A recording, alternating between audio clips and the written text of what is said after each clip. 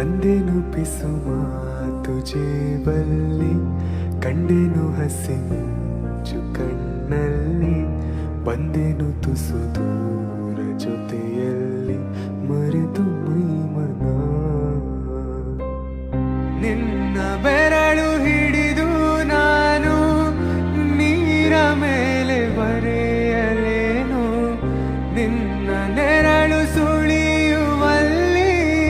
ಹೂವ ತಂದು ಸುರಿಯಲೇನು, ನಂಬೇಕು ಹೊಂಬ ನಾನು ನೀನು ಹೀಗೇನಾ, ನೀನೆಂದರೆ ನನ್ನೊಳಗೆ ಏನೋ